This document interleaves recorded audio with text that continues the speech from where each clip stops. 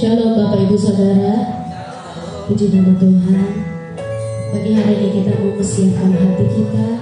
Kita mau berterima kasih kepada Tuhan pada hari ini, karena begitu baiknya Tuhan dalam setiap hidup kita, saudara.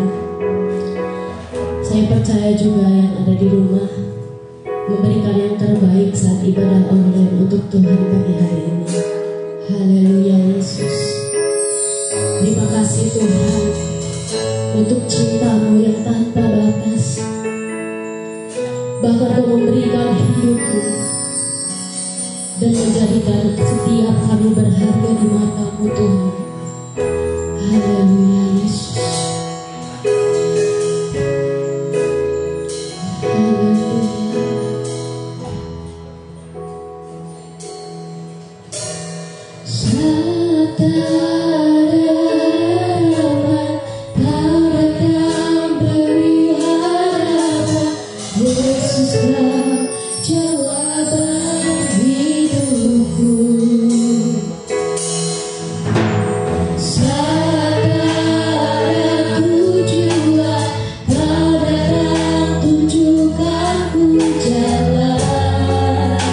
Tunjukkan ku jalan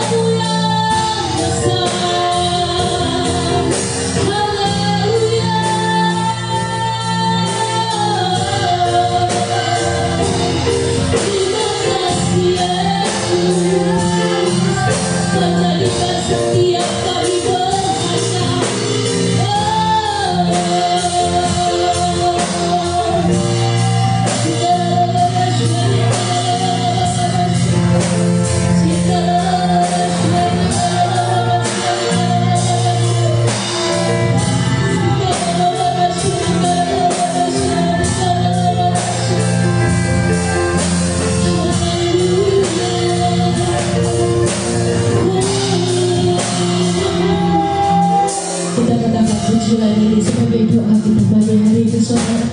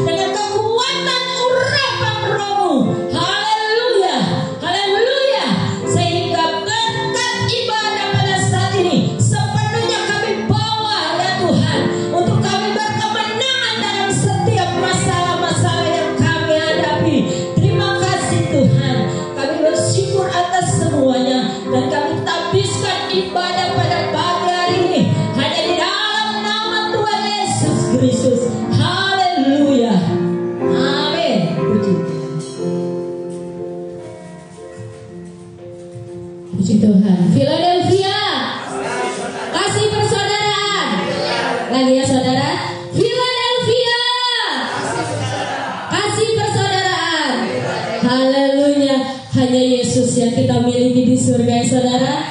Tempat di mana kita nanti akan bersama-sama dengan Dia saudara. Haleluya. Kita mau bersuka cita. Ada sukacita pagi hari ini? Haleluya. Yang bersuka cita boleh lambaikan tangan. Haleluya. Kita mau bersuka cita karena Yesus adalah sumber kekuatan kita saudara.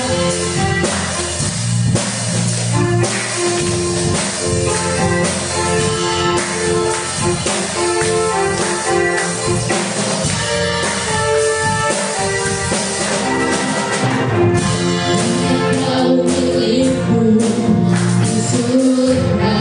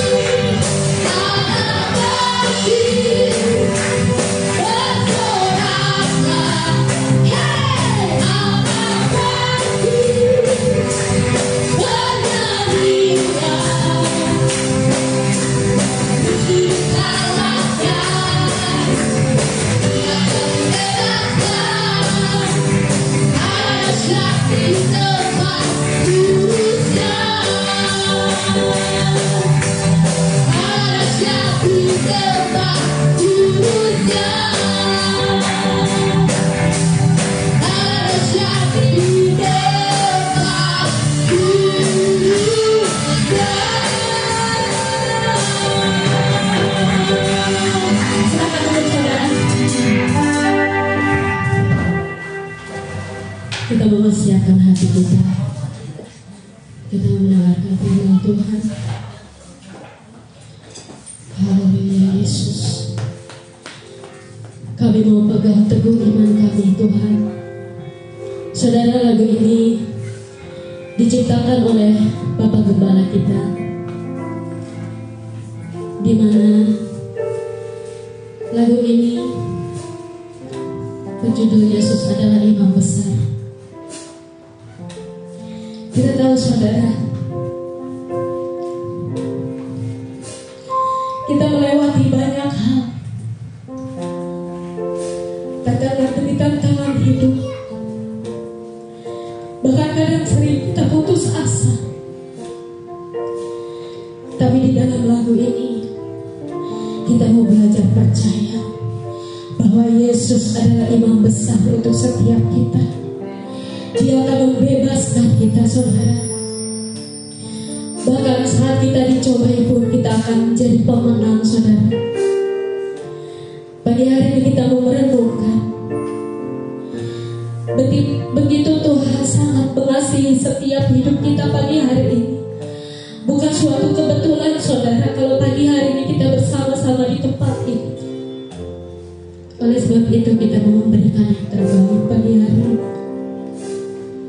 Haleluya Yesus. Terima kasih Tuhan. Semoga tangan hidup yang kadang buat putus asa, serta ada harapan lagi. Saat kami tidak memiliki harapan, tapi kami mau mengingat Engkau Tuhan. Engkau pernah dicobai bahkan lebih Tuhan. Bahkan Engkau mati di atas kayu salib untuk setiap kami Tuhan. Kami dapat mengingat Kamu Bapa. Kami mau tetap setia sampai akhir hidup kami.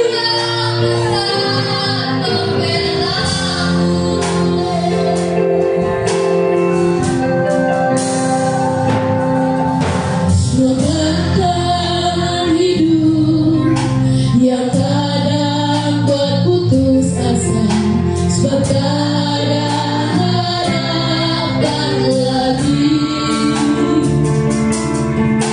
Ku ingat Tuhan pernah jadi manusia, telah dicobai dan menang.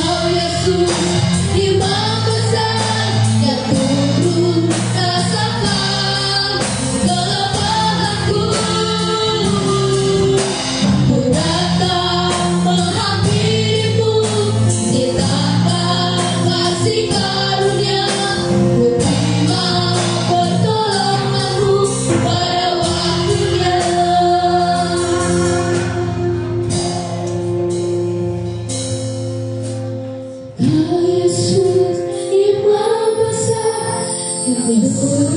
Mari cepat Tuhan kita puji ini. Rasakan bahwa Yesus ada di tengah-tengah kita pagi hari.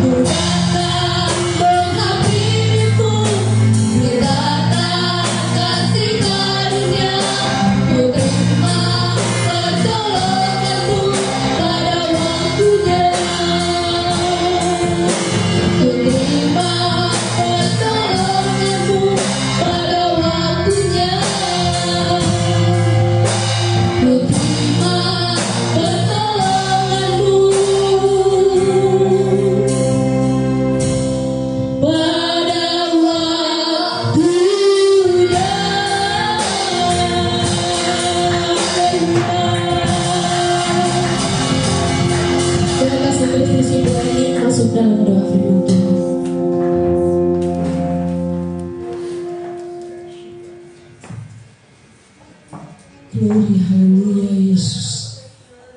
Pertolonganmu tepat pada waktunya Bapa. Di setiap kelemahan-kelemahan kami, ada kuasa-Mu bekerja bagi setiap kehidupan kami sebagai anak-anak-Mu ya Bapa. Karena itu Tuhan, biarkan iman kami tetap percaya kepadamu. Karena Engkau adalah harapan kami. Karena Engkau adalah juru selamat bagi hidup kami ya Bapa. Di setiap kelemahan kami ini Tuhan Yesus, kami percaya Engkau ada menyertai kehidupan kami selalu ya Bapa. Terima kasih Tuhan, kalau sebentar kami akan menerima firman-Mu, kami percaya Tuhan, urapan kuasa Roh Kudus-Mu menjamah setiap kami yang hadir ya Bapa. Terlebih hamba-Mu yang sebentar menyampaikan perkataan itu lewat bibir hamba-Mu ya Bapa. Hanya Engkau yang berkata-kata ya Bapa. Dan kami boleh menerima firman-Mu Tuhan Yesus, menjadi terang bagi jalan-jalan hidup kami ya Bapa. Terpujilah nama-Mu Tuhan Yesus. Kami duduk diam Tuhan menyambut firman-Mu di dalam nama Tuhan Yesus yang menjadi Allah dan juru selamat kami. Haleluya. Amin.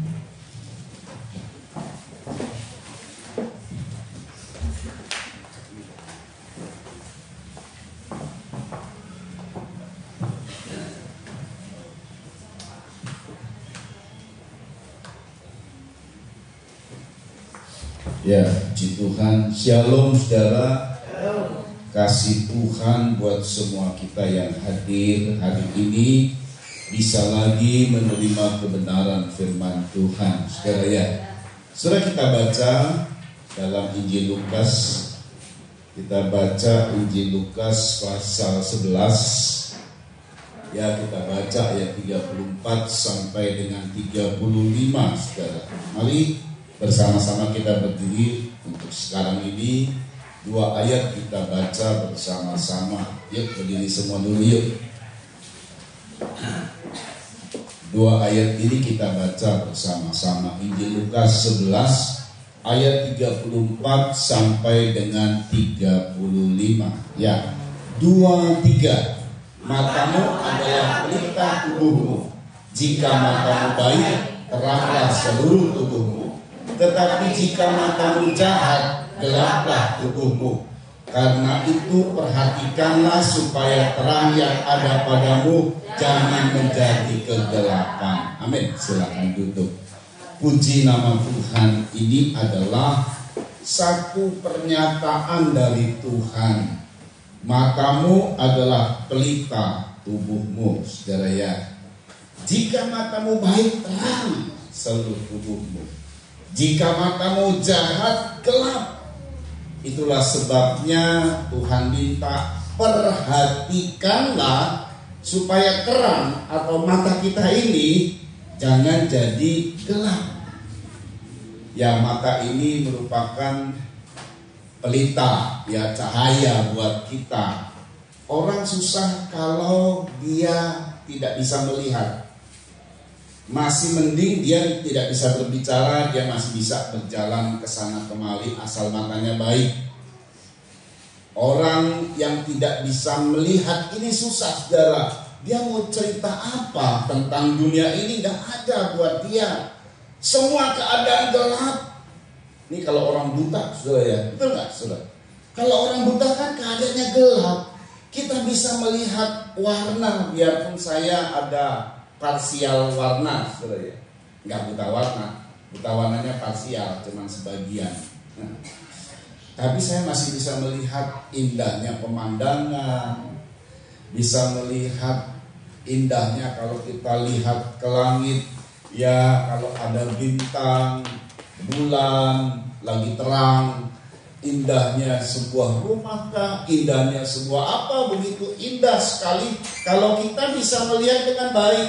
Tapi kalau orang buta, warna merah tetap yang hitam, biru hitam. Itu bagus tuh pemandangan. Kata orang buta, burung nuri katanya. Burung nuri apa bilangnya? Kata orang buta, tapi cuma katanya doang, kata orang. Jadi nggak pernah dia ngalami sendiri. Jadi beberapa orang yang sudah semakin lanjut biasanya kena ada satu penyakit yang umum terjadi adalah katarak. Ya, Makari ya pernah mengalami katarak ya, Makari ya. Beberapa kita juga mungkin dari yang sudah lanjut sudah mulai ada katarak ya, ada selaput yang di di retina. Nah, ini mesti hati-hati, saudara, ya.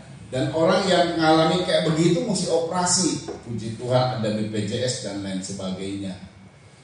Saudara, juga ada yang rabun mata, ada yang min. Saudara, ya, saya karena sudah usia tua, jadi saya pakai plus. Mau tidak mau mesti pakai plus. Nah, saudara, ya, biar kita sok-sokan supaya jangan pakai plus, tetap mesti pakai plus. Kacamata plus. Harusnya saya plusnya 2, ini 1,5 masih bisa melihat dengan baik. Begitulah keberadaan dari yang namanya mata. Perhatikanlah. Jadi kalau kita secara fisik, secara jasmani kita perhatikan mata ini, supaya mata ini jangan ada kerusakan, supaya mata ini jangan ada hal-hal yang mengganggu, saudara. Maka kita harus perhatikan. Ulang kembali, tolong dibaca ayat 35 saja. Yuk diulang. Karena itu perhatikanlah. Supaya terang yang ada padamu. Tadi ayat sebelumnya kan mata itu pelita, mata itu terang. Jadi kalau saya ganti, perhatikanlah supaya mata yang ada padamu. Terus supaya terang yang ada padamu jangan menjadi terang saya ganti dengan mata yang ada padamu jangan jadi kegelapan. Jangan mata gelap. Saudara, ya, mungkin kita tidak buta, tapi mata kita ini bisa gelap. Nah, saudara, beberapa hal yang terjadi. Mata gelap ini artinya kan hidup dalam kegelapan. Hal-hal yang ada dalam dirinya gelap. Sebab kalau matanya gelap, seluruh tubuhnya gelap. Kalau matamu jahat, seluruh tubuh jadi jahat. Ini pelitanya sebabnya, saudara. Beberapa hal membuat kita ini yang nanti hidup di dalam kegelapan. Ini persoalan mata, memang ini persoalan mata yang kita punya, saudara, ya. Saya rasa semua mata yang ada pada saudara ini baik semua, bisa melihat saya dengan jelas. Bisa lihat saya dengan jelas? Nah, iya kan? Bisa lihat saya dengan jelas, berarti mata saudara baik. Ya, kalau ada yang min-min, pakai kacamata aja lah. Nanti bisa lihat lagi dengan jelas. Begitu, saudara, ya. Jadi artinya tidak ada yang buta, tidak ada yang rabun, dan semua oke, matanya baik. Tetapi dengar baik, saudara, Bukan mata fisik ini yang dimaksud dengan perhatikanlah mata sehingga tidak jadi gelap kehidupan kita. Sebab kalau gelap mendatangkan seluruh kehidupan kita menjadi gelap, saudara. Inilah hal-hal yang terjadi kalau keadaannya apa yang kita anggap terang jadi gelap, saudara. Ini persoalan mata yang kemudian bisa mendatangkan kegelapan. Saya mau mengajak, ada satu orang yang luar biasa dipakai oleh Tuhan dan diberi hikmat oleh Tuhan. Jadi ini hikmat dari Tuhan yang kemudian menyimpulkan sebuah hal yang berkaitan dengan mata. Pengkhotbah 1 ayat 1 sampai 3. Kemudian ayat 8, lompat saja ya supaya cepat. Ulang kembali, Pengkhotbah 1 ayat 1 sampai 3. Ini adalah seorang yang memang Tuhan taruh hikmatnya kepada dia. Hanya seorang manusia saya rasa tidak ada lagi orang yang memiliki hikmat seperti Salomo, saudara ya. Bernama Salomo atau ada orang juga mengenal dengan Sulaiman.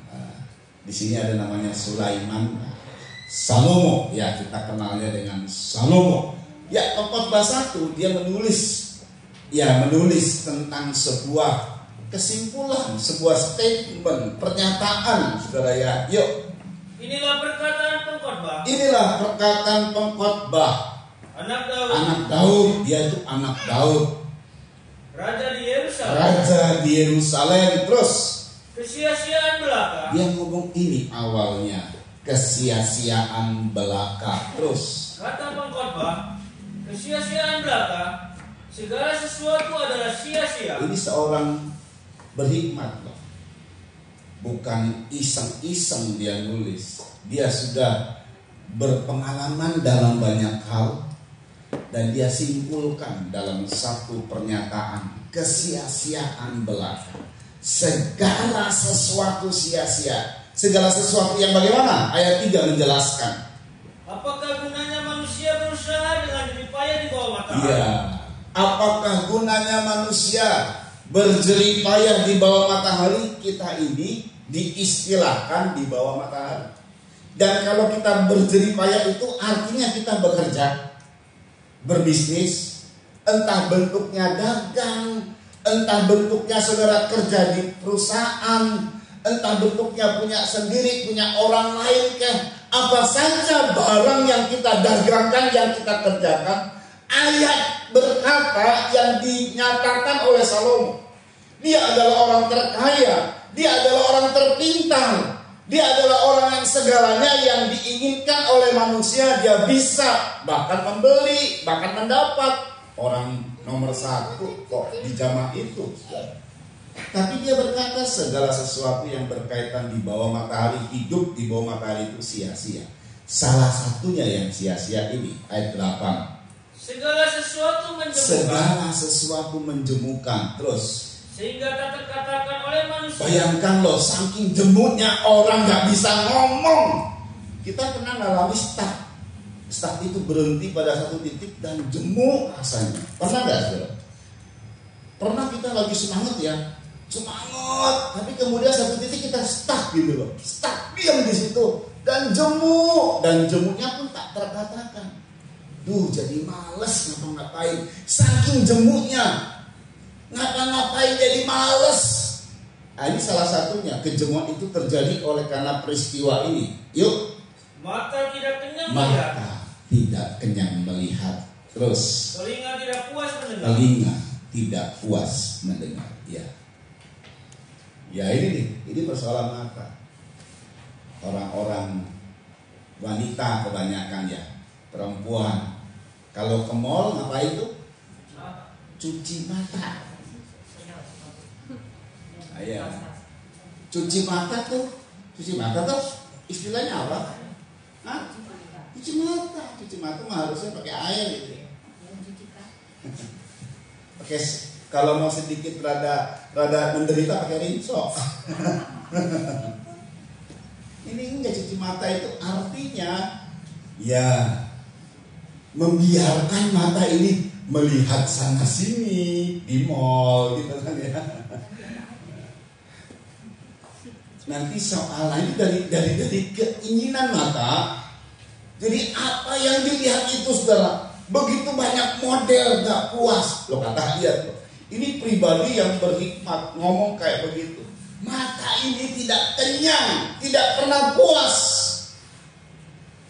Tuh saudara ya. Entah dia perempuan, entah dia laki-laki. Kalau laki-laki lain lagi. Intinya mata ini gak pernah puas. Lah kalau kita kena terjerat yang begini, ini pasti nanti ngalami satu titik jemu. Rasanya kok ada kejenuhan, males jadinya. Kalau sudah jemu titiknya udah gitu tuh males, nggak ada satu gairah lagi. Dan ini adalah yang nanti mempengaruhi bahkan sampai kepada bisnis pekerjaannya, gara-gara soal mata. Mata tidak kenyang untuk melihat, tidak pernah puas untuk melihat. Itu kenyataan, saudara. Ada lagi, kita lihat masih dalam pengkhotbah. Karena pengkhotbah ini bicara. Ada beberapa hal yang dia simpulkan persoalan dengan mata. Pengkhotbah 4 ayat 7 sampai 8. Yuk dibaca. Nah ini ya, ini menarik sekali nih. Ini pengkhotbah yang ngomong. Makanya kita mesti perhatikan dengan mata kita, jangan sampai gelap ini mata, saudara ya. Dan keberadaannya kalau gelap, ya ini kayak ini saudara ya. Pengkhotbah 4 ayat 7 sampai 8 dibaca dulu ini yuk. Aku melihat lagi kesia-siaan di bawah matahari. Apa itu? Ada seorang sendirian. Ia tidak mempunyai anak laki-laki atau saudara laki-laki. Ada seorang masih single. Ia tidak punya anak laki-laki. Kawin aja belum, gimana punya? Masih single ya. Nah orang ciri-ciri yang single ini nanti begini saudara. Ada seorang yang sendirian. Kalaupun dia kawin, dia nggak punya anak, nggak ada rumah tangganya, nggak ada keturunannya. Dia, ini pengkhotbah yang bilang ini. Bagaimana keberadaannya orang biarpun dia cuma sendiri, saudara. Ini katakanlah ada eksekutif muda yang masih muda, tetapi sulit untuk menikah. Misalnya kayak begitu, saudara ya. Dia ini padahal cukup buat dirinya saja, udah hidupnya cuma sendiri, cukup buat hidupnya saja ya, asal makan segala macam. Tapi anehnya dia kerja keras begitu rupa. Mari dibaca terus. Dan tidak henti-hentinya ia berlelah-lelah. Tidak henti-hentinya berlelah-lelah, bekerja keras siang dan malam. Udah dapat duit, mau dapat duit lagi, mau lagi, begitu terus. Padahal cuma sendiri lah. Terus Makanya pun tidak puas dengan kekayaan. Makanya tidak puas dengan kekayaan. Nah, itu satu jerat lagi.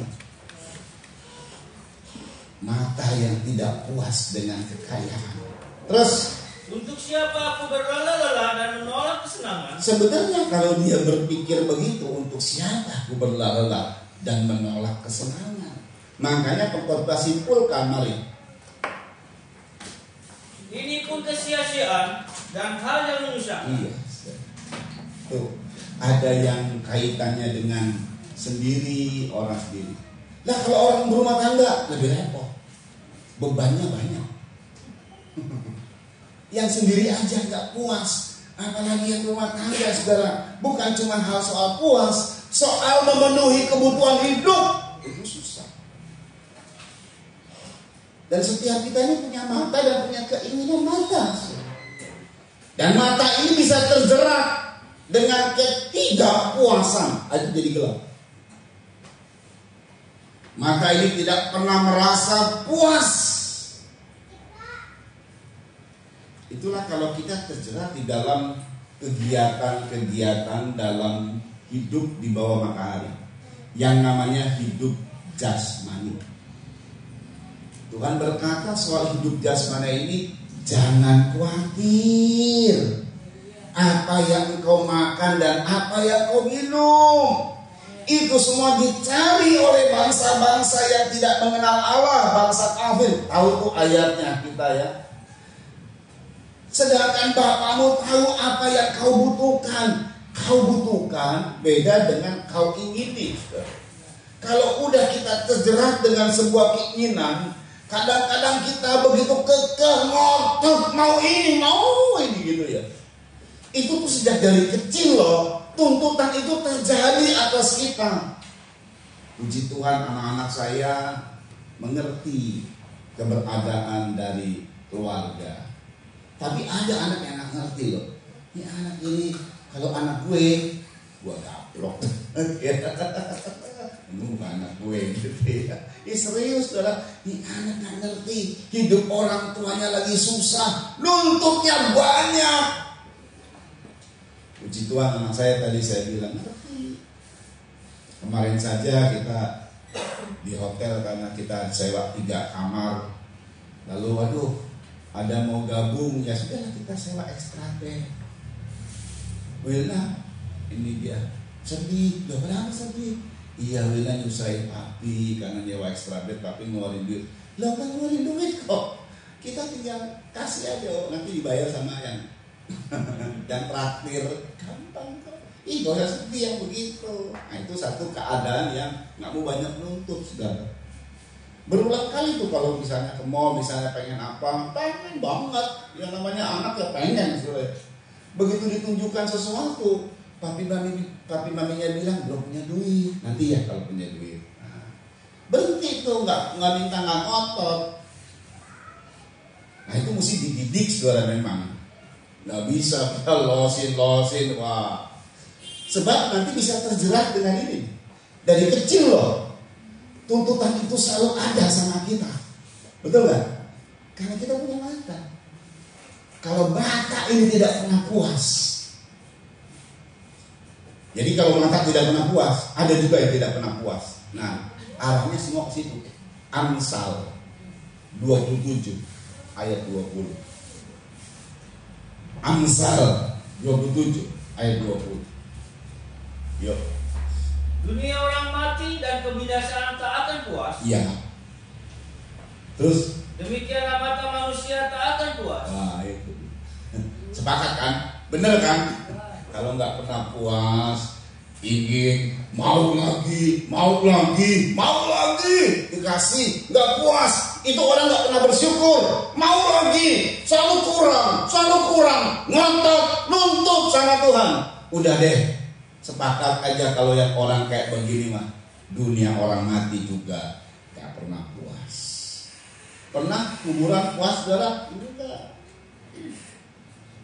Begitu ngambil satu orang, oh belum cukup, ambil lagi 2 orang. Kalau bisa 1 keluarga, 1 bangsa. Oh, itu kuburan selalu ternganga dan tidak pernah puas. Lalu kemudian bumi berkata, cukup udah.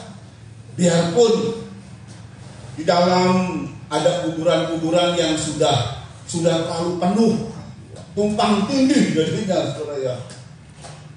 Di kuburan mana itu memang ditumpang tindih karena udah saking penuhnya, saudara. Di Hong Kong nggak ada kuburan, dibakar semua karena mahal sekali kuburan. Disiapkan buat orang mati, buat orang hidup aja. Saudara ya, ini buat orang hidup susah tempatnya, apalagi orang mati. Buat apa orang mati? Lebih baik buat orang hidup kalau ada tempatnya di Hong Kong. Jadi nggak ada kuburan. Nah kalau kita kuburan bisa tidur, ada beberapa kuburan berdiri doang, kan lebih irit kalau berdiri. Di kuburnya berdiri, lebih irit kan? Betul ya saudara? Iya kan? Nah kayak begitu tuh, saking beratnya. Tapi jangan salah, biarpun sempit masih mengangkat di kuburan, nggak pernah puas. Dan yang namanya dunia orang mati itu adalah dunia kegelapan. Betul ya? Kan kalau kubur kan di bawah, gelap dia. Dunia kegelapan. Perhatikanlah, jangan sampai terangmu menjadi gelap. Jadi nggak tahunya seolah-olah itu menyeret, saudara. Hal-hal yang tidak kita rasa puas itu, hal-hal yang membuat kita tidak bersyukur, itu seperti sebuah hal yang menyeret kita. Mesti hati-hati, mesti hati-hati. Ini kalau sudah terjebak di situ kayak sebuah lumpur, kalau masuk di dalam lumpur itu dia menghisap, semakin banyak bergerak semakin terhisap. Nah, kayak begitu tuh. Keberadaan dari mata yang tidak puas. Dari mata yang tidak pernah puas, dari orang bersyukur. Harusnya kita selalu bersyukur. Amin saudara. Amin saudara. Nah saudara, bukan cuma sekedar nanti keinginan mata. Dia ini soulmate dengan dua lagi. Dan itu ada dalam dunia. Kita ada di mana? Di dunia. Jadi suka atau tidak suka, mau atau tidak mau, segala sesuatu di lingkungan kita, di sekitar kita, itu selalu menawarkan, ayo kemari. Karena kita ada di dunia. Tawaran ini adalah keinginan mata. Salah satunya bersolmet dengan dua hal. 1 Yohanes 2 ayat 15 sampai 17. Nah ini nih, keinginan mata ini baru satu faktor. Nggak taunya dia solmet dengan dua lagi yang ada dalam dunia, yang selalu melambai-lambai sama kita, yang selalu menawarkan sama kita, ayo kemari, ayo kemari. Kalau sudah kena kejebak di situ, nah itu segala sesuatu sia-sia. Kita baca 1 Yohanes 2 ayat 15 sampai 17. Janganlah kamu mengasihi dunia. Jangan kamu mengasihi dunia terus. Dan apa yang ada di dalamnya. Dan apa sih yang ada dalam dunia? Kita teruskan dulu, perhatikan. Jika orang mengasihi dunia, Iya. maka kasih akan Bapa tidak ada di dalam orang itu. Terus Sebab semua yang ada di dalam dunia, ini dia yang ada dalam dunia, yaitu keinginan daging, keinginan daging. Itu tadi keinginan mata itu soulmate dengan keinginan daging. Terus dan keinginan mata, itu yang tadi kita bahas. Terus serta keangkuhan hidup. 3 ini nih, soulmate selalu bekerja sama untuk menarik semua orang. Kalau orang dunia kenal namanya orang dunia. Lihatlah orang dunia tidak pernah bersyukur. Lihatlah orang dunia hidup dalam kedagingan, hawa nafsu. Di samping emosi dengan nafsu, segala macam kedagingan. Itu orang dunia. Lihatlah orang dunia angkuh.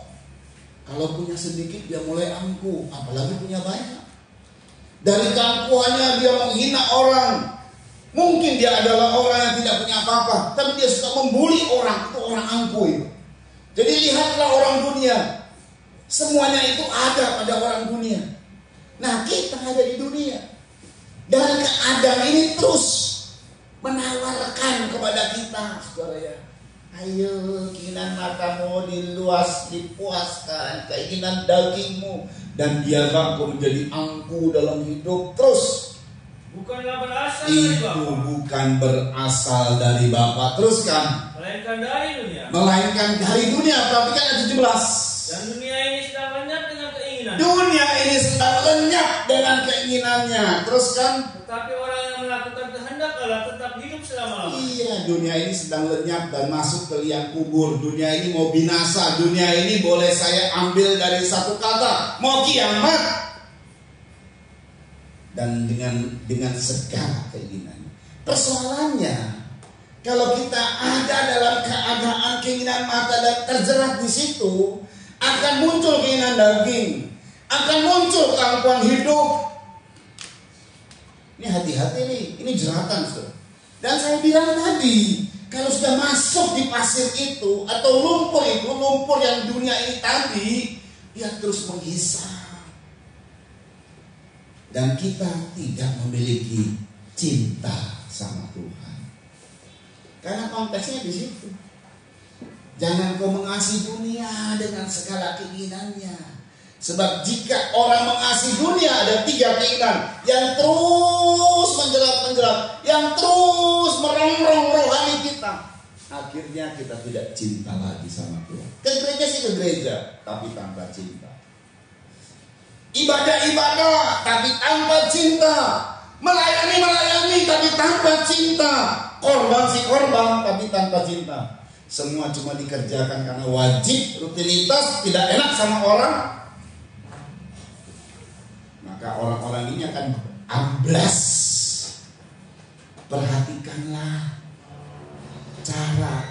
Perhatikanlah jangan sampai terangmu, yaitu mata, menjadi gelap, menjadi kegelapan. Nah, saudara, mengerikan kalau sudah mata ini gelap. Mata gelap kita sudah tahu lah, pasti perbuatan yang dilakukan pasti jahat, saudara. Nah ini saudara ya. Nah ini menariknya begini, lalu gimana solusinya? Keberadaan ini solusinya bagaimana? Karena sudah terjerat. Kalau terjerat ini di lingkungan kita loh, di sekitar kita. Jangankan saudara jemaat, kami para hamba-hamba Tuhan mungkin dalam keadaan yang berbeda, tetapi selalu ditawarkan dengan keinginan mata, keinginan daging, kemampuan hidup. Hamba-hamba Tuhan bisa jatuh, ya iyalah, apalagi saudara ya. Biarpun kita sudah membiasakan diri, harusnya hamba Tuhan saudara ya, air mata dalam kesusahan itu sudah lumrah, itu bukan sesuatu yang besar gitu. Saya kalau dengar hamba Tuhan sambil nangis karena susah, jangan jadi hamba Tuhan kalau gitulah. Begitu saya mengikrarkan diri sebagai hamba Tuhan, saya siap untuk mengalami kesusahan. Saya siap bahkan untuk mengalami mati, saudara ya, karena nama Tuhan. Tapi Tuhan malah bela. Saudara perhatikan, kalau kita lihat hamba Tuhan bisa terkena, sekarang hebat, orang saling membesar-besarkan diri. Hamba Tuhan wah, hamba Tuhan wah. Nanti yang kita kalau ketemu hamba Tuhan dengan hamba Tuhan, apa yang ada? Mobilnya dia, si A itu mobil pendeta itu tuh mobilnya. Wah, ada sabuknya hamba Tuhan, sabuknya itu jutaan. Sabuk jutaan ngapain gitu dalam hati saya. Belum bajunya. Waduh. Arlojinya. Sepatunya ada yang 600 juta. Sepatu 600 juta. Kalau saya dikasih sepatu itu 600 juta, saya jual lagi. Harganya paling berapa ya? Turun nggak apa-apa. Saya pakai sepatu 200 sampai 300 ribu. Sisanya saya bagi-bagi untuk anak asuh, para janda dan lain sebagainya. Saya sudah komit sebagai hamba Tuhan seperti itu. Ya kemarin saja ada rekan saya, bro, saya ini kita 30 tahun melayani bro. Gaknya bro itu bersama dengan saya sudah bersahabat 30 tahun. Dan saya tergerak untuk memberikan bro jam, harganya 20 juta. Saya bilang bro, terima kasih banget buat anugerah yang kau berikan kepada saya. Bisa gak mentahnya bro? Tapi dia bilang bro, saya pengen bro dapat sesuatu supaya saya kalau lihat bro, jadi ini pemberian saya ada rasa terima kasih. Dia berterima kasih banget saudara dengan pelayanan yang kemudian dia bilang ada 30 tahunan. Oh nggak terasa ya 30 tahun melayani. Puji nama Tuhan sampai sekarang luar biasa. Ini orang diberkati, bahkan sudah jadi gembala, seluruh perusahaannya bagus. Tuhan bekerja pada dirinya, bukan cuma sekedar pada urusan jasmani, urusan karakter jadi indah saudara. Anak-anaknya indah, itu tuh senang banget kan gitu kan. Berhasil semua. Ini satu apresiasi dia merasa begitu. Saya bilang jangan usah dulu.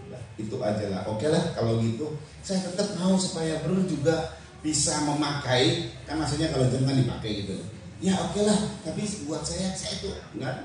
Saudara pernah lihat saya pakai jam? Enggak kan? Pakai handphone aja lihat. Walaupun sama sih yang gitu. Saya masih simple aja. Ya sudahlah kalau gitu. Saya kasih mentahnya sekian. Yang sekian ini saya kasih supaya ada kenang-kenangan. Ini iPad. Ini kenang-kenangan. Saudara, itu anugerah besar yang Tuhan kasih. Saya sudah komit, saya sudah bilang, bro, saya sudah komit. Untuk hal ini saya sudah komit. Saya hanya mencukupkan diri dalam segala hal. Apa yang Tuhan kasih, saya cukupkan diri dalam segala hal yang saya cukupkan. Yang berlebih-lebih nanti buat hal-hal yang lain.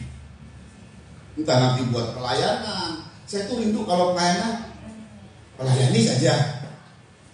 Nanti kakaknya udah buat gereja sini saja. Rindu banget tuh. Kalau ada yang berani donatur sama saya berani di mana saya mau gereja besar, gereja kecil, lakukan itu. Karena firman tuh mesti diberitakan. Dan bukan persoalan duit, bukan.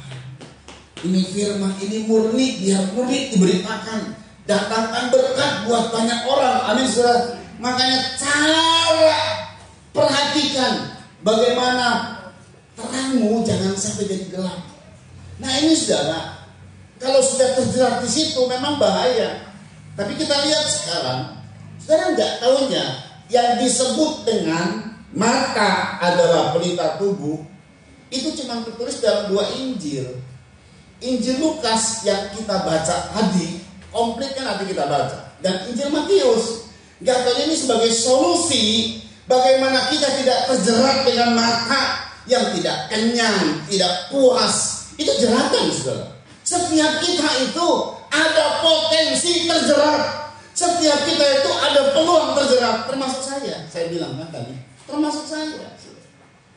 Termasuk setiap kita. Biarpun kita sudah punya komit yang begitu kuat, hidup ini terus berjalan. Kadang-kadang ada perubahan dari sikap kita karena pertemanan kita dengan orang. Cara bergaul orang dengan kita mungkin beda, tapi kita terpengaruh. Ada saja. Makanya Tuhan peringatkan, perhatikan jangan terlalu jadi kegelapan. Solusinya ya ini gak tahunya saudara ya. Ini menarik banget saudara ya. Injil itu ada 4. Injil Matius, Injil Markus, Injil Lukas, Injil Yohanes. Yang menyebut mata adalah pelita tubuh cuma 2 Injil. Lukas yang kemudian kita baca, selanjutnya semuanya yang kita lengkapi baca, dan kemudian Injil Matius. Kita baca Injil Lukas dulu. 11, Lukas 11. Sekarang ayat 33 sampai 36. Tadi kan kita cuma 2 ayat. Ini komplitnya nih. Sampai kemudian tercetus mata adalah pelita tubuh. Yuk dibaca. Injil Lukas 11 ayat 33 sampai 36 dibaca. Yuk.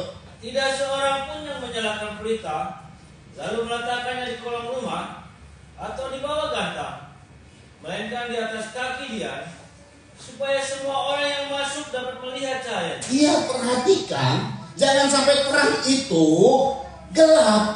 Bagaimana terang jadi gelap? Ya dia nyalakan pelita sih, tapi ditaruh di kolong rumah.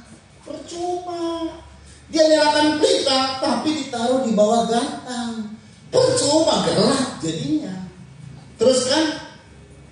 Matamu adalah pelita tubuhmu. Ya. Jika matamu baik, ya, teranglah seluruh tubuhmu. Perhatikan. Tetapi jika matamu jahat, iya, gelaplah tubuhmu. Perhatikan ayat 35 yang tadi kita baca. Karena itu perhatikanlah supaya terang yang ada padamu jangan menjadi kegelapan. Terang yang ada padamu jangan jadi kegelapan. Ayat 36. Jika seluruh tubuhmu terang, dan jika matamu baik, itu artinya tidak terjerat dengan tidak puas. Nah itu tidak terjerat dengan tidak puas. Mata yang bersyukur lebih tepatnya. Jika matamu baik, jika matamu selalu bersyukur, melihat keadaan bersyukur, maka apa yang terjadi? Dan tidak ada bagian yang gelap. Tidak ada bagian yang gelap. Ucapan syukur selalu ini yang terjadi, ya. Maka seluruhnya akan terang. Maka seluruh hidupmu akan terang. Terus sama seperti apabila pelita menerangi engkau dengan cahaya. Iya, saudara. Itu di Injil Lukas. Saudara, 4 penampilan ya jemaat mesti tahu. Saya juga membahas mengenai tabernakel. Ya, itu cuma di Zoom tidak membahas begini. Terlalu banyak nanti kita lebih baik di Zoom. Jadi kalau saudara mau lihat bisa di channel. Jadi kita punya channel Golden Lamb Ministry. Gerejanya di SPDI, Gereja Sidang Pentekosta Indonesia. Saya gembala di Pegaden. Tapi kita punya ministry nanti ada cabang-cabang dan lain sebagainya. Namanya Golden Lamb Ministry. Saudara ya.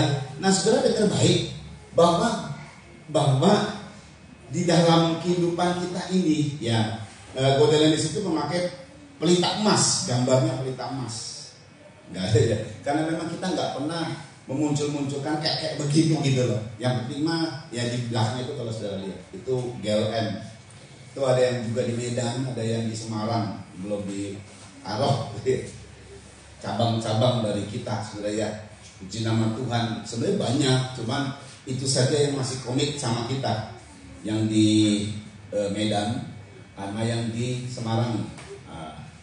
Saudara, jadi pelayanannya ya pemulihan, memberkati, termasuk pelepasan. Yang di Medan malah orang-orang gelo disembuhkan. Wah, ini luar biasa. Sudah dengar baik? Nah, ya di Jakarta, di Tangerang itu ada ya, saudara ya. Oke, nah kita lihat, perhatikan baik-baik bahwa saudara, di dalam kehidupan kita harus jadi terang bagi bangsa-bangsa. Itu adalah moto, itu adalah semboyan dari Golden Land Ministry. Ya, kalau sudah perjuangan kita sampai di Hong Kong dan lain sebagainya, Tuhan, nggak begitu banyak, kecil memang, tapi cukup memberkati banyak orang, ada pemulihan dan terjadi dan lain sebagainya. Tapi yang menarik ini, dalam bahasa Inggrisnya ada beberapa hal yang betul-betul artinya berbeda. Tolong ditampilkan bahasa Inggris. Lukas 11 ayat 33 sampai 36. Lukas 11 ayat 33 sampai 36. Dari sini mengandung makna yang berbeda dengan apa yang kita baca dalam bahasa Indonesia. Ya, saya nggak ngerti lah ya, tapi inilah pernyataannya. Yuk dibaca Lukas pasal 11 ayat 33 sampai 36. Saya baca saja. Jemaat yang pandai berbahasa Inggris masih ada, tapi belepotan itu ya. Mendingan saya baca juga sama-sama belepotannya lah. Udah. No man when he had light a candle put it in a secret place. Nah, kalau dalam terjemahan kita, setelah menyalakan lampu pelita ditaruhnya di kolong rumah. Nah, itu bahasa Indonesia. Tapi nggak taunya di bahasa Inggris bukan di kolong rumah, bukan di under house, tetapi di tempat tersembunyi. Satu, itu yang berbeda. Neither under basil, ini sama basil, but on the candlestick that they with come in my see the light. The light of the body is the eye. Therefore when the eye is single, ini dia. Jika matamu baik dalam terjemahan kita. Tetapi dalam terjemahan Inggris bukan good, tapi memakai kata single. Masih single ya. Nah, ini artinya berkaitan dengan single. Saya ulang. Jadi perhatikan, mata adalah pelita tubuh, sama. The light of the body is the eye. Ketika matamu baik, kalau matamu baik, itu bahasa Indonesia. Tapi kalau bahasa Inggris, kalau matamu single, maka seluruh tubuhmu penuh dengan terang, penuh dengan cahaya. Tetapi kalau matamu jahat, nah bahasa Indonesia juga sama, jahat.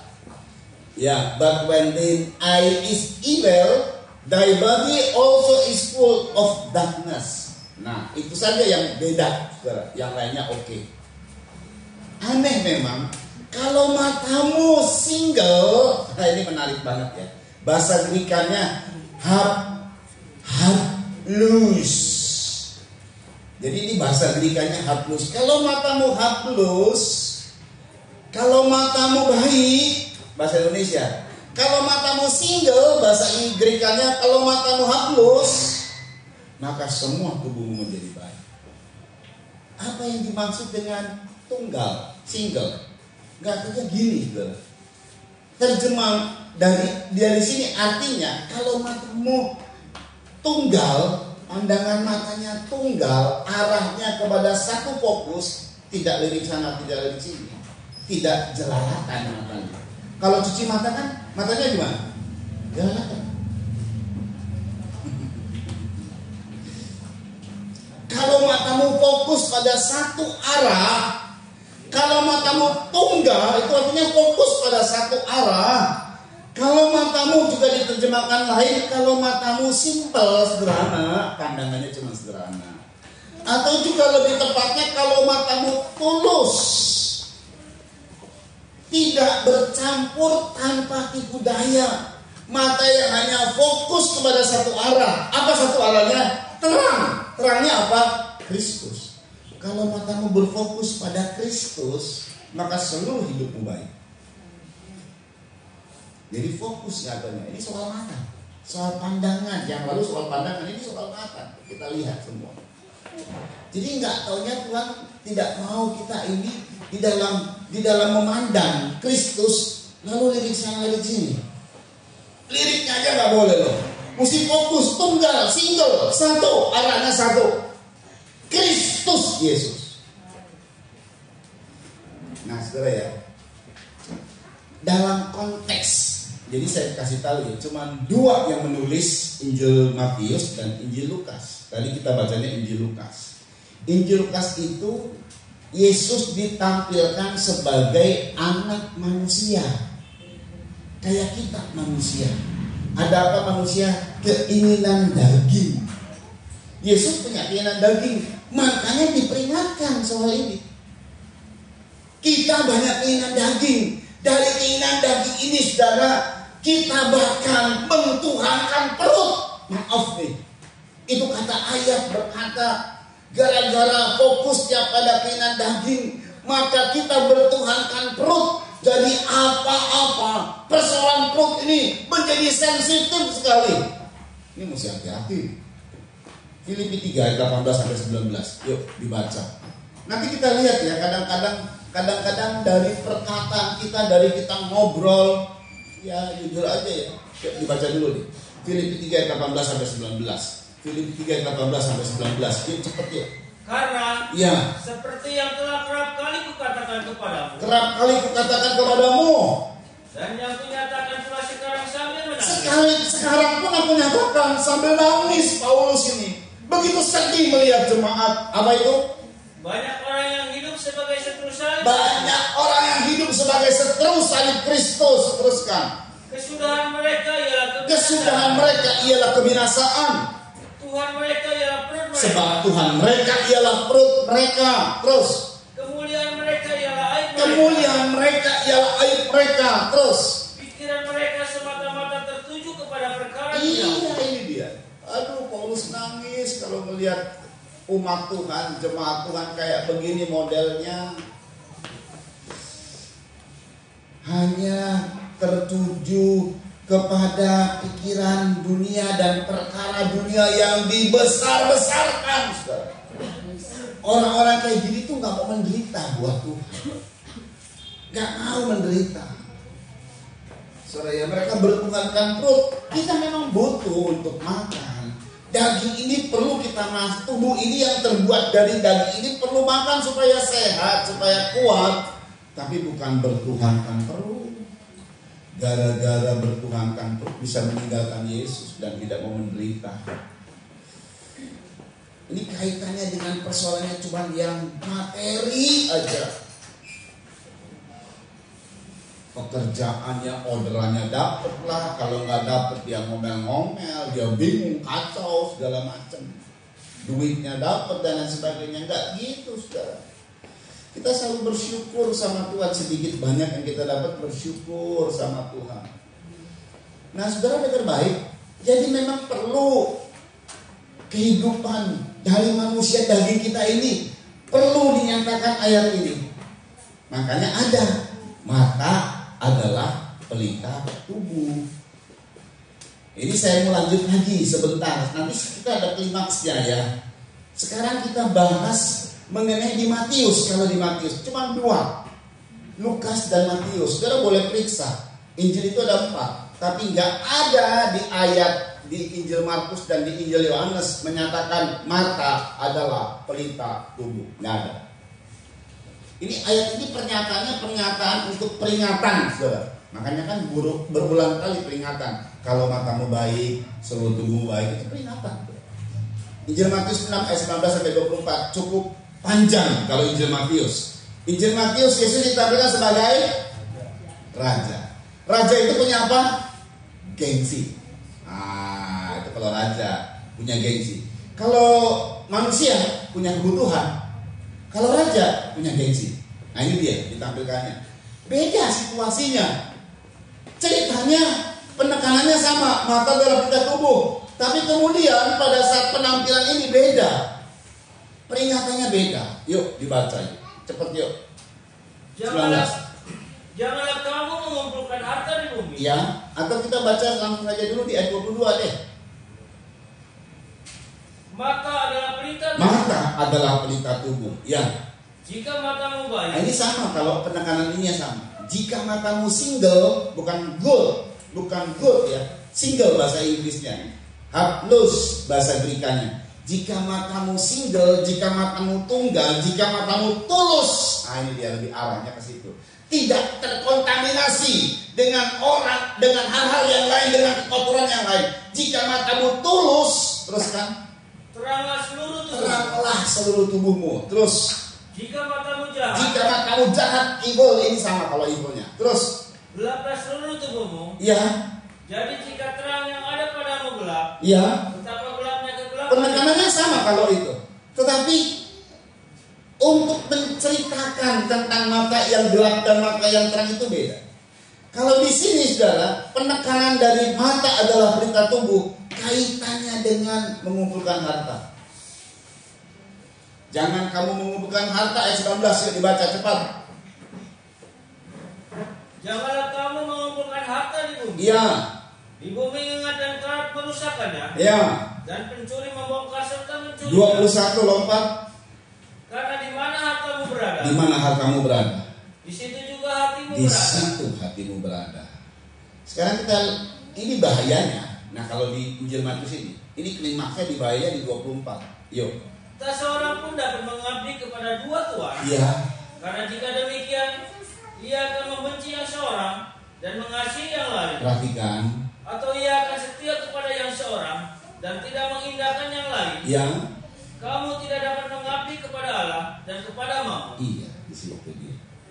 Jadi penekanan klimaksnya soal harta adalah nanti penyembahan kepada Mammon. Tamak akan uang.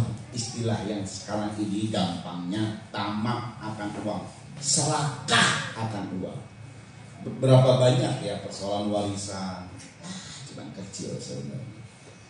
Puji Tuhan keluarga Giam, saya berselima bersaudara, nggak pusing dengan urusan warisan. Mesti diurus. Mama sebelum meninggal, dia memang, aduh gimana ya, tapi jangan takut mama. Kami 5 keluarga, semuanya akur. Waduh, soal warisan cuman harta secuil.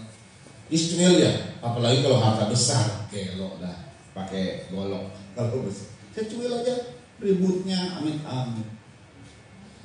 Memang kalau sudah harta, udah beda bicaranya. Pikirannya udah nanti buat modal, buat ini. Nah, itu tuh pikiran-pikiran ke arah situ. Melebar, semakin kuat hati jahatnya mau dapat. Kayak gitu modelnya. Nah, ini. Jadi itu nggak kena kepada orang kaya doang. Seluruh orang pengen harta. Betul ya? Seluruh orang, mau yang miskin, mau yang kaya. Apa semua orang miskin dia berkata begini, sudahlah hidupku miskin saja? Enggak, pengen kaya kalau bisa. Kalau ada lotre boleh dapat tuh. Makanya judi cepet banget tuh kalau kena dapat gede. Itu kan pemikirannya. Semakin terjerat malah. Semakin banyak hutang malah. Sekarang ini malah judinya judi online lagi. Wih, sekali 10.000 doang, iseng-iseng 10.000. Ini dapat nih 20.000, 1 juta, 5 juta, habis loh. Dibodoh-bodohin sama dunia. Apalagi pinjaman online, pinjol, waduh, segala macam dunia itu menawarkan. Oh iya, namanya dunia selalu melambai-lambai mencari jiwa.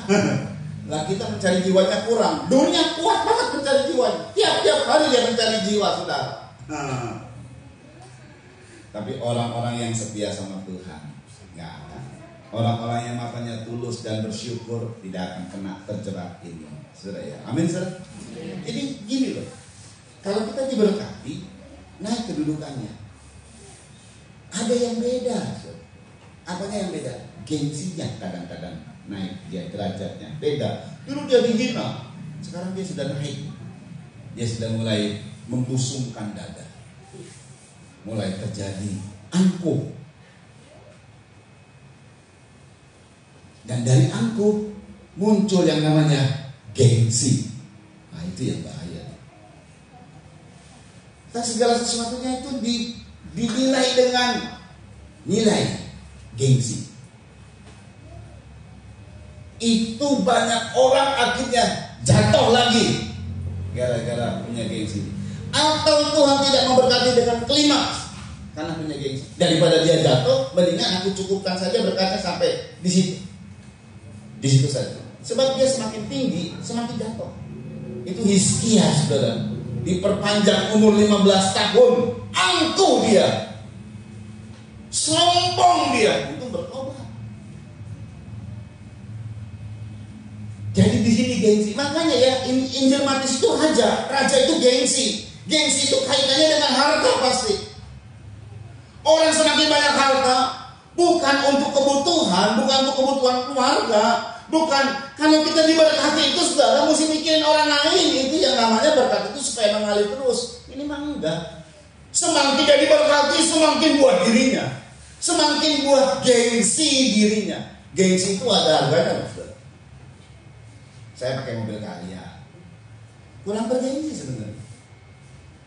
Nah kalau saya diberkati, harusnya mobil apa? Oh, paling tinggi Innova misalnya. Begitu kan? Muncul satu hal yang kemudian masa gue pakai mobil ini, pendeta besar nih ceritanya kan pendeta. Lo serius loh? Apalagi hal-hal yang lain pada jemaat. Kalau pendeta itu harusnya begitu dia jadi pendeta, jadi hamba Tuhan. Ini harusnya dalam otak pikiran saya sudah harus berpada pada yang ada. Itu yang namanya hamba Tuhan menurut prinsip saya. Tapi kan enggak. Nah, kalau misalnya sudah jadi hamba Tuhan, karena Alkitabnya ada, ayatnya ada, asal ada pakaian dan makanan cukuplah hamba-hamba Tuhan. Apalagi kalau jemaat yang enggak ada statement itu, jemaatnya boleh dapat fasilitas lah. Betul saya bilang, jemaat boleh dapat fasilitas. Hati-hati dengan begitu banyak diberkati, naik gengsi kita. Wah ini dia, angkuh, keangkuhan. Udah beda, cara jalannya beda, di sini gengsi. Nanti apa-apa yang dibeli itu gengsi semua, saudara. Bukan kebutuhan, tapi gengsi. Dia nggak butuh, tapi demi gengsi dia beli. Duitnya ya buat dirinya, puas rasanya. Tapi nggak pernah puas sih. Udah dapat gengsi satu, minta gengsi kedua dan seterusnya, nggak pernah puas. Ya makanya ada satu ibu cerita sama saya. Dia berkata kepada saya, ini anak saya nih udah diberkati. Dia berkati memang luar biasa.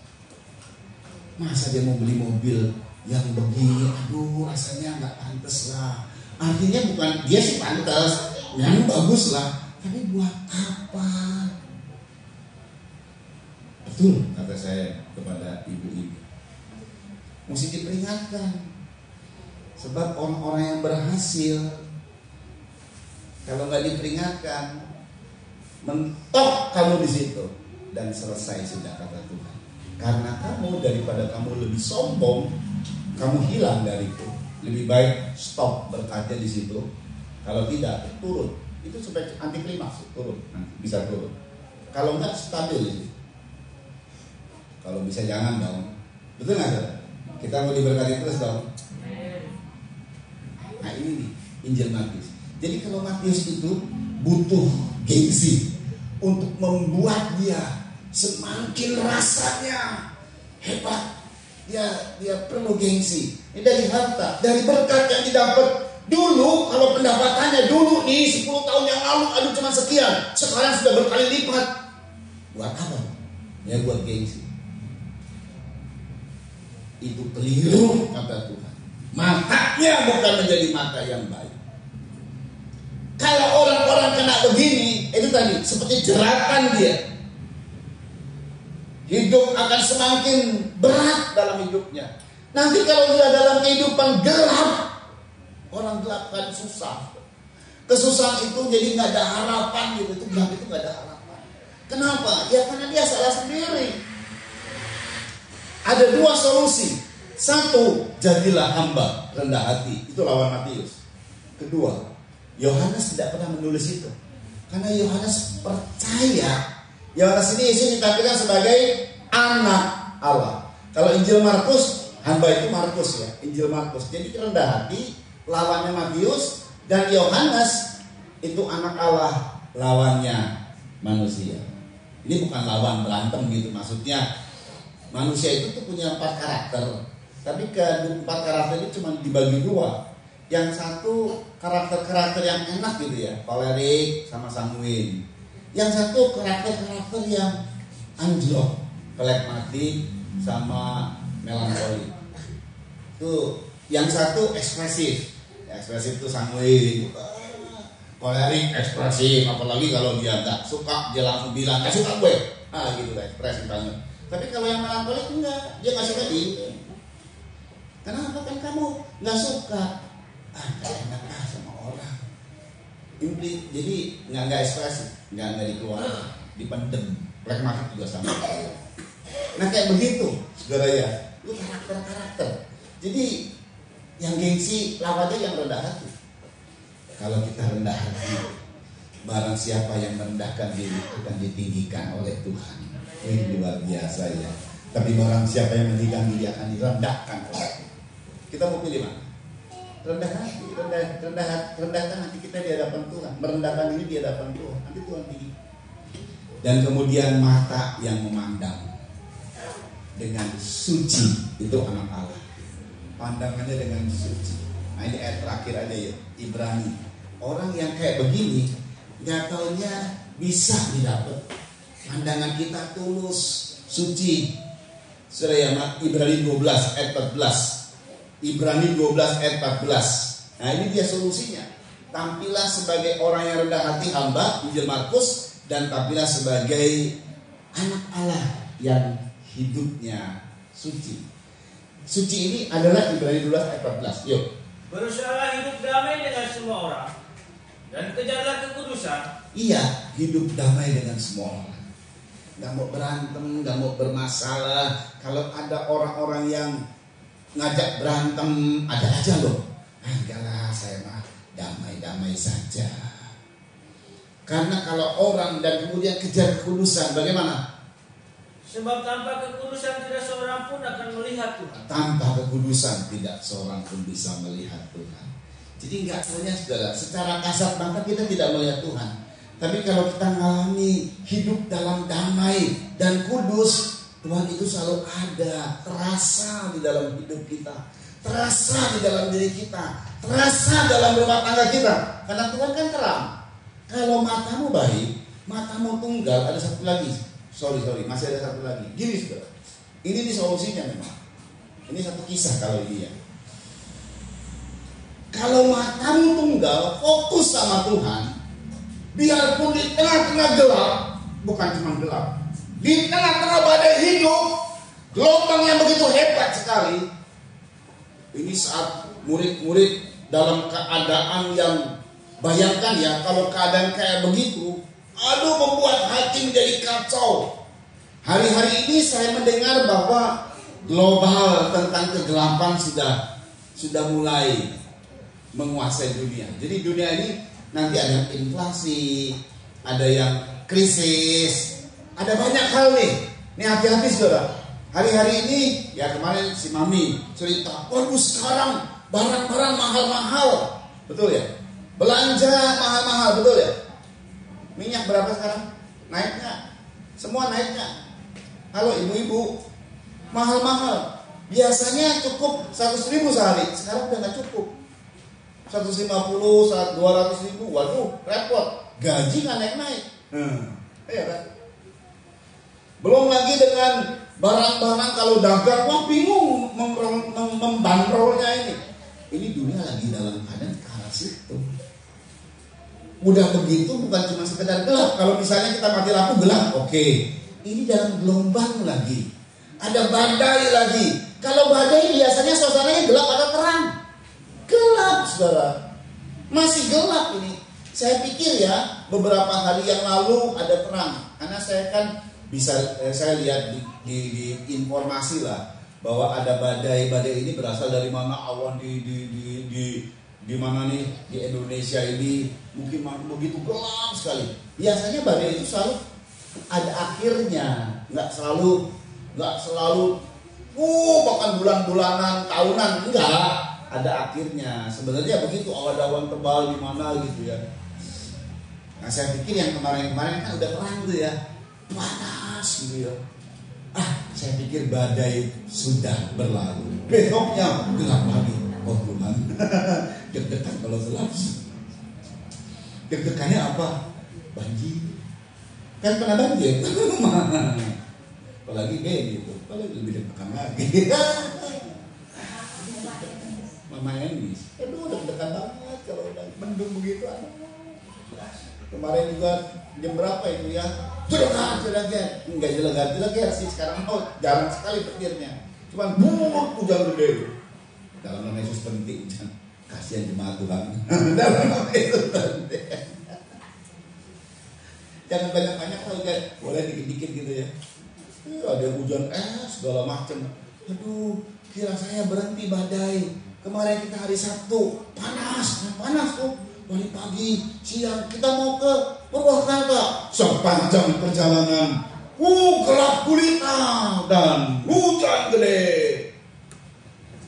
Belum berhenti badainya. Jujur deg-degan loh. Saya kalau lihat, ya nggak pernah takut sih dengan keadaan itu, enggak. Itu tadi saya bilang kasihan jemaat Tuhan yang banjir kasihan. Nah saudara, ini bukan cuma sekedar itu, di laut lagi. Wah, mengerikan kan. Murid-murid terombang-ambing.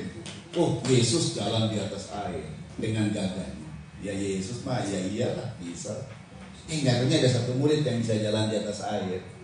Ini murid artinya dia bisa mengatasi semua masalah.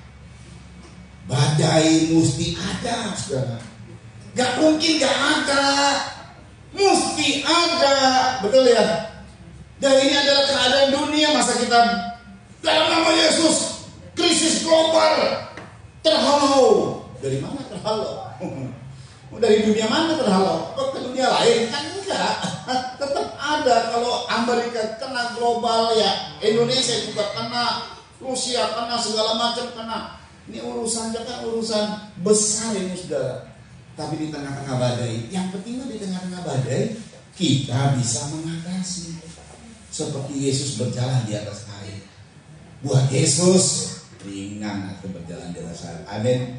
Buat kita ringan sebenarnya, karena ada seorang manusia biasa juga punya kelemahan kayak kita. Namanya Petrus. Petrus. Jangan di atas air juga dia. Matius 6. Bukan Matius 6. Matius 14. Ini kita lihat sebentar di sini. Ini dia. Kalau matamu baik, Matius 14 ayat 28 sampai 30. Matamu baik, matamu tunggal, matamu tulus, matamu fokus. Ini bisa jalan di atas air. Ya, Matius 14 ayat 28 sampai 30. Cepat ya, dia yang terakhir ayat terakhir. Pemain musik siapkan diri ya. Lalu Petrus berseru dan menjawab dia. Yuk.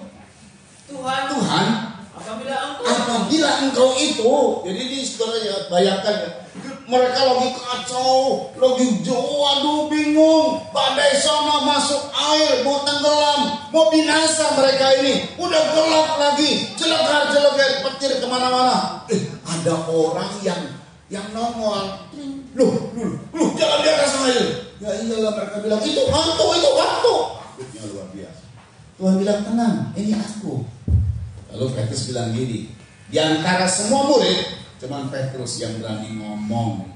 Kalau benar itu engkau Tuhan, ini pemimpin ya, dia harus merespon cepat. Saya mau kasih tahu ya, kalau saudara mau menjadi pemimpin, mau naik terus rohanimu, mau naik terus usahamu, respon cepat firman.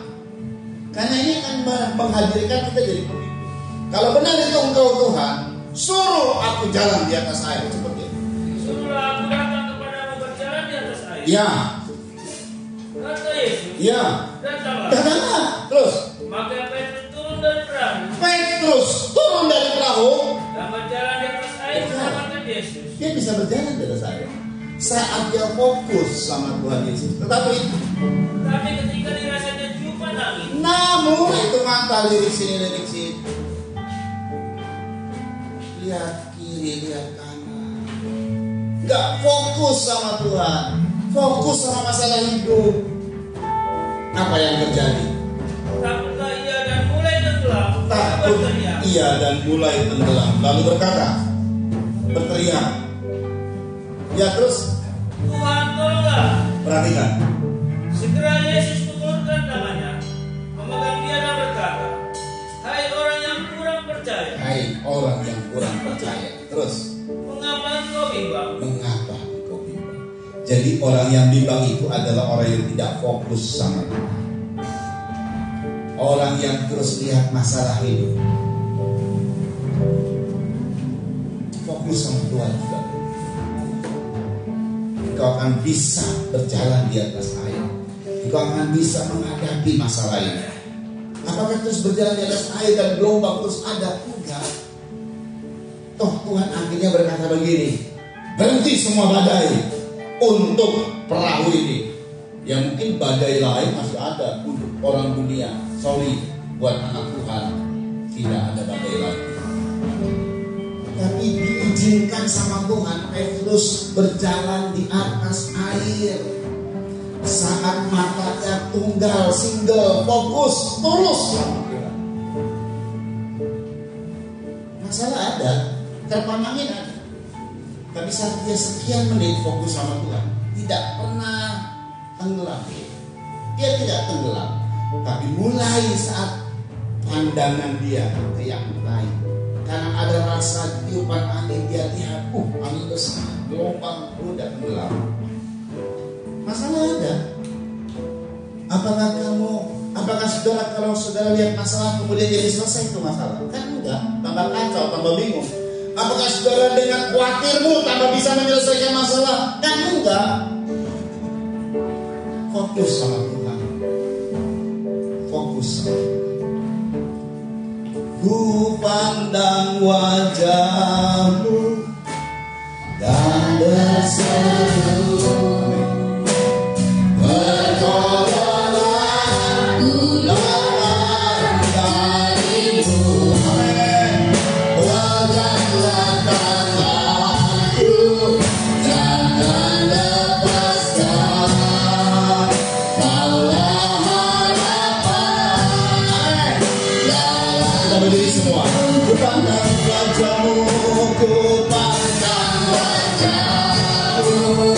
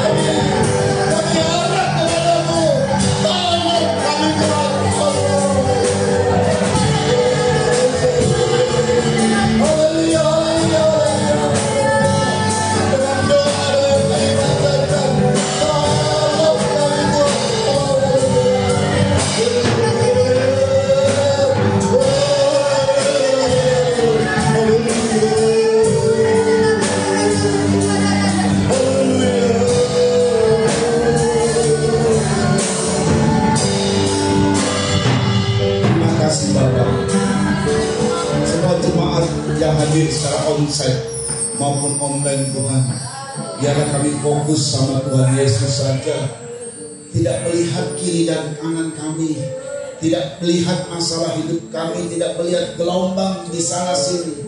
Kami hanya fokus dan kami akan berjalan di atas air. Kami berjalan mengatasi semua masalah hidup kami yang bagaikan gelombang dan badai yang begitu hebat sekali. Memang rasanya menakutkan. Tapi kalau kami fokus sama Tuhan, kami percaya pada akhirnya kami sampai kepadamu dan Kau berkata, tenang badai untuk hidup dari anak-anak Tuhan untuk hidup kami. Terima kasih Bapa yang baik. Berkati Tuhan semua jemaat Tuhan yang hadir, baik secara onsite maupun online.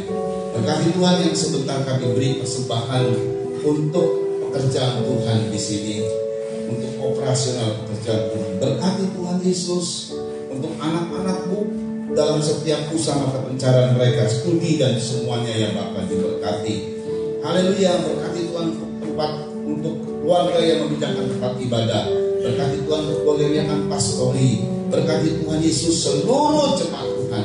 Haleluya. Berkati Tuhan Kecamatan Pagaden di Kabupaten Subang, Provinsi Jawa Barat, Indonesia yang kami cintai, Presiden kami dan Wakil Presiden kami Pak Jokowi dan Pak Ma'ruf. Amin. Tuhan berkati para menteri, kepala daerah, serta semua wakil-wakil rakyat di pusat maupun di daerah-daerah, supaya mereka bisa bekerja sama dengan Presiden kami bersatu hati untuk memajukan Indonesia. Berkati Tuhan Yesus untuk KPK TNI, Densus 88, Badan Intelijen. Haleluya. Dan semua yang bergerak di bidang hukum, Tuhan Yesus tolong semua para hakim, jaksa, semuanya Tuhan menegakkan kebenaran, menegakkan hukum. Haleluya. Sehingga juga memberi hikmat kepada mereka bisa membongkar kasus-kasus besar. Haleluya. Dan keberanian untuk diperhadapkan kepada hukum semua kasus-kasus besar, tidak takut kepada siapapun. Itu sebabnya jaga lindungi mereka Tuhan Yesus. Haleluya. Tapi Tuhan, kalau memang dengan kekuatan uang kadang-kadang hukum diputar balikan, tetapi itu sebabnya kami mohon Tuhan, mari hukum surga bertindak di bumi Indonesia ini, sehingga apapun yang dilakukan oleh intrik-intrik manusia, maka surga akan bertindak dan nama Tuhan semakin ditakuti di bumi Indonesia ini. Terima kasih Bapak yang baik. Berkati semua jemaat Tuhan yang sakit, Tuhan sembuhkan di dalam kelemahan tubuh, yang susah Kau hiburkan dalam pencobaan, Kau beri kemenangan dan berikan kepada mereka selalu jalan keluar dalam setiap masalah hidup, dan diberikan roh kesetiaan untuk ibadah, punya waktu untuk onsite selalu, karena ini adalah legal, sehingga kami resmi beribadah kepada Tuhan, dan berkatnya sungguh nyata dalam setiap ibadah yang kami lakukan. Nama Tuhan dipermuliakan. Terima kasih Bapak yang baik.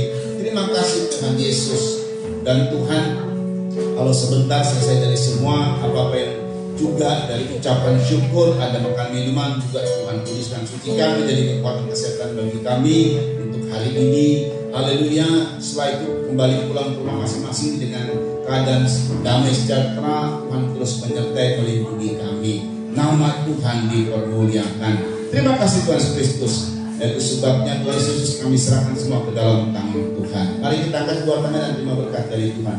Saudara-saudara yang dikasih oleh Tuhan, terimalah anugerah cinta kasih sayang dari Bapa yang sungguh sangat mengasihimu. Kasih karunia lewat kuasa pendamaian korban Kristus, serta pimpinan kekuatan kuasa Roh Kudus menjadi milikmu saudara-saudara, dari sekarang ini sampai Tuhan Yesus datang kali yang kedua, bahkan sampai selama-lamanya. Dalam nama Tuhan Yesus Kristus, mempelai pria sorga dan imam besar yang kami puja-puji selalu, kami alaskan doa ini. Haleluya. Haleluya. Haleluya. Haleluya.